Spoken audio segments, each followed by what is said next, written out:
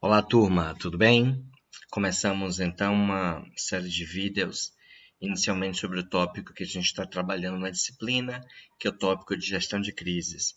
Vou compartilhar com vocês as notas de aula, para que vocês possam também acompanhar cada tópico que a gente está trazendo, ok? Então, na nossa disciplina, comunicação organizacional, o nosso assunto, comunicação de crise. E eu proponho que a gente estude, então, 10 providências da comunicação na gestão de crise. São 10 elementos importantes que você deve levar em conta a tomar ou providenciar para um momento de crise. O primeiro deles é que você pense na crise antes que ela aconteça. A gente chama isso de uma antecipação de crise, ok? E a partir daí você faça uma reflexão com a sua equipe, com as pessoas que trabalham contigo. Que tipo de crise pode acometer a minha organização? Que tipo de situação desagradável, perigosa, que coloque em risco vidas ou integridade podem ocorrer? Eu fabrico algum produto que pode oferecer um risco à saúde? Ou então eu ofereço, por exemplo, um evento que tem uma estrutura, essa estrutura precisa ser resistente. Bom, mas e se acontecer um acidente, se acontecer um desabamento, por exemplo? Então, o primeiro passo é tentar identificar que tipo de crise pode acontecer na minha organização. Quais são as possibilidades, o que é que pode dar errado, o que é que pode desencadear uma situação de crise em que a gente precise de uma intervenção mais forte. Bom, então um elemento complementar é identificar situações evitáveis e agir.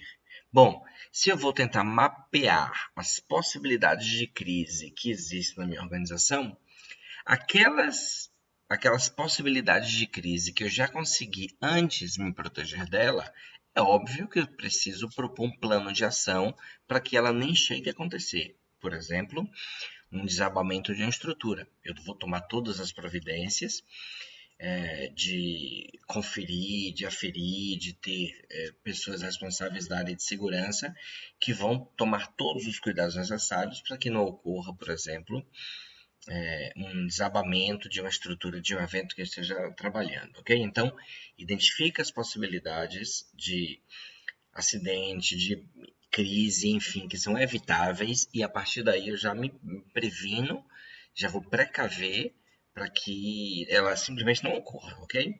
Bom, mas mesmo assim a gente deve se preparar para caso aconteçam situações também inesperadas. Bom, o próximo tópico significa mapear futuras crises que podem ser previstas, como demissões, fechamento de unidade, cancelamento de evento, ou seja, além das crises que podem ocorrer por elementos que não estão no nosso controle, existem crises que a gente já imagina que vai acontecer a partir de decisões que a organização precisa tomar.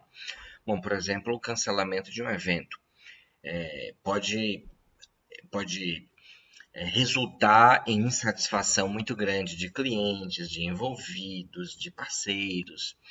Então, eu antes disso identifico essa possibilidade de crise a partir de um cancelamento, por exemplo, e já vou me antecipar, já vou tomar providências a partir disso, ok? E a partir dessa situação, mapear um plano de resposta à crise, ou seja, eu tenho que previamente ter definido o que é que nós vamos fazer, quais são as ações necessárias a serem tomadas em uma situação de crise.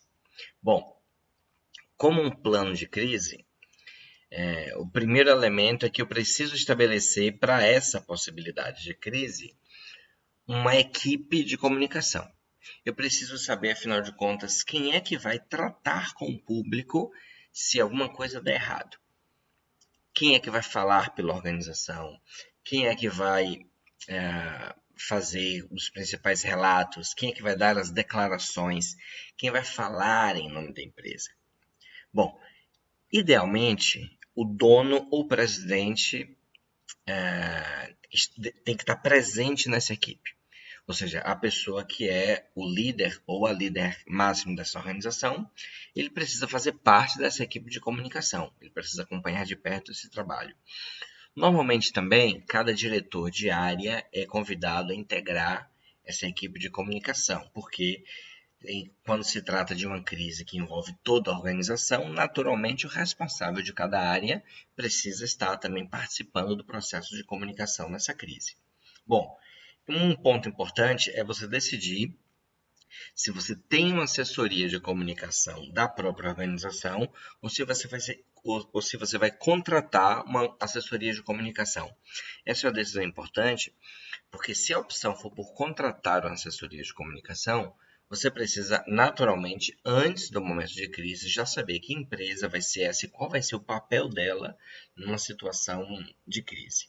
Bom, a partir daí, eu tenho uma equipe, essa equipe vai tratar da comunicação em situação de crise. Eu vou estabelecer, o ponto 3, estabelecer um porta-voz. E, além disso, definir quais habilidades são necessárias a esse porta-voz.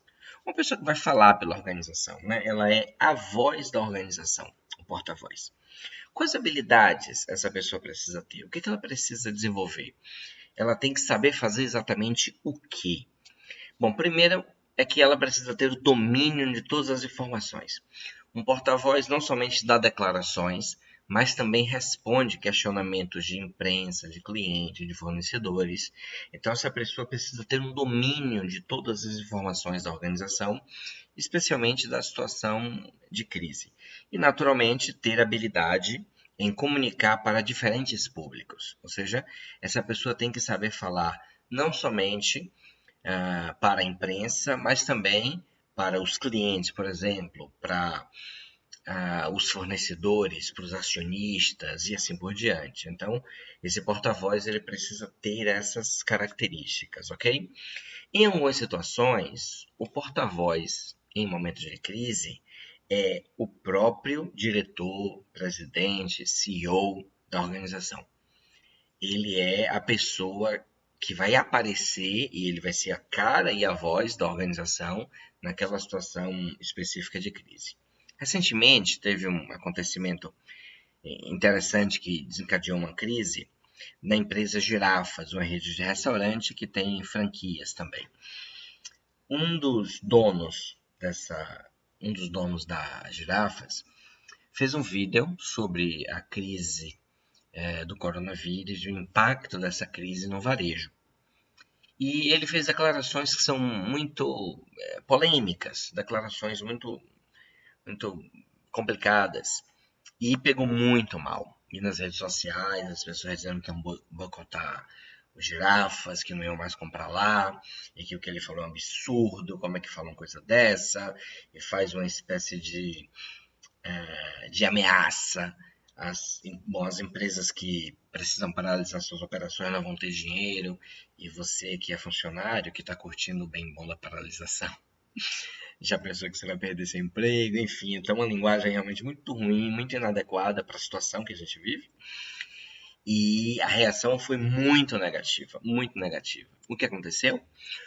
O principal acionista da empresa, que é o pai desse rapaz que fez essa declaração, ele simplesmente decidiu afastar o filho da empresa. Ele disse, ele não é mais acionista da empresa e eu quero retomar aqui os pontos e dizer que nós não concordamos com essa visão.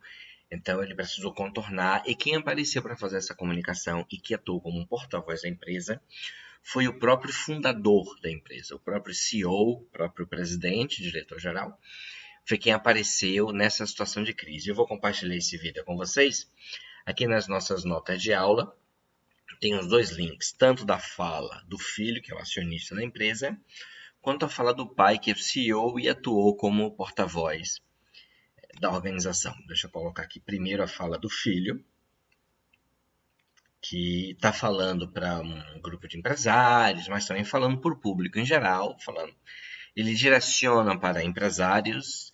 Eu não consegui identificar bem se eram empresários donos de franquias das Girafas pelo Brasil, mas o fato é que ele fala Em um momento ele fala para o público em geral, ele fala inclusive, já pensou você que é empregado, etc. Então eu quero compartilhar um trecho da fala dele, que é o trecho mais polêmico, e em seguida a fala do pai dele. Um outro fator relevante, pessoas. O que a gente faz com as pessoas? Férias coletivas tem um prazo, tem um período, a gente está pagando salário de qualquer forma. Imagina as pessoas sem trabalhar 30, 60, 90 dias e você tendo lá a folha de pagamento para pagar e você está 90 dias sem faturamento. Você consegue se sustentar?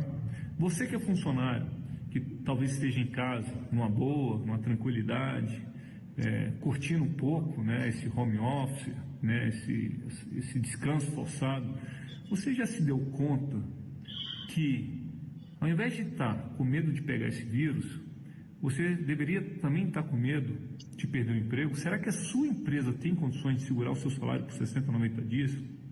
Você já pensou nisso? Pessoal, esse vídeo aqui não é para trazer desespero para ninguém. Esse vídeo é para trazer consciência do que a gente está vivendo, porque ninguém fala nisso. Todo mundo só fala do vírus. O vírus vai ser tratado. As medidas já foram tomadas. Agora, o custo disso. Qual que é o custo? Qual que é o custo para você? Qual que vai ser a tua conta nessa história? Você tem que pensar. Só 2 dicas. Não se desespere, não adianta. Você precisa, muito pelo contrário, ter força e motivação para passar pela maior provação que você já teve na sua vida. Muito bem. Essa é a fala dele, é o tópico mais alarmista e agressivo. E aqui a fala do pai dele. Vamos lá. Eu sou Carlos Guerra, fundador do Girafas, presidente do Conselho de Administração, maior acionista e CEO da empresa. Eu estou aqui principalmente para restabelecer a verdade. Muito foi dito ultimamente e a maioria não corresponde ao que a gente faz e acredita. Primeiro, nós não apoiamos este governo. Na verdade, não apoiamos nenhum governo. Nós temos centenas de franqueados, milhares de colaboradores e todos têm um posicionamento ideológico, de pensamento diferente e nós convivemos com todos harmonicamente. Somos uma empresa pluralista.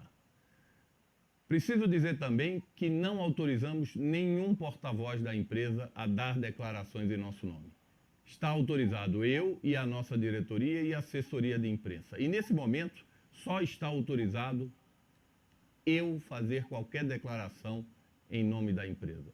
Alexandre Guerra é meu filho e fez gravações de vídeos que nós não concordamos e que pedimos que não fossem conectadas ou vinculadas aos Girafas. Infelizmente, por motivos óbvios, isto aconteceu. Ele estava tentando falar para um grupo de empresários que assessora. Concordamos, no entanto, que para evitar esse tipo de vínculo, Alexandre deixe de ser acionista da empresa e deixe o cargo de membro do Conselho de Administração. Ele já não faz parte como executivo e não trabalha na empresa há mais de 4 anos. A nossa relação entre pai e filho continuará próxima, continuará amigável, porque em casa a gente sabe conviver com o contraditório. O nosso posicionamento sobre essa crise é aquele que eu me referi num filme que eu gravei para os nossos colaboradores nesta última sexta-feira, pedindo para eles ficarem em casa, tomarem o máximo de cuidado possível, colocando-os de férias coletivas remuneradas, dizendo a eles que fiquem despreocupados, que terão seus empregos na hora do retorno ao trabalho. Em relação à crise em si, nós estamos concordando e estamos obedecendo às autoridades médicas responsáveis, de ficarmos em casa, de obedecermos esse isolamento, até que o nosso sistema de saúde seja capaz de determinar uma política diferente. Muito bem. Então, essa foi a fala do dono da empresa. O que a gente percebeu aí foi Primeiro, uma associação. O Alexandre, sócio da empresa e atuou na empresa por muitos anos, deu aquela declaração. Naturalmente, a declaração foi associada à empresa. O Carlos Guerra, que é o pai, não gostou disso, não gostou especialmente da repercussão.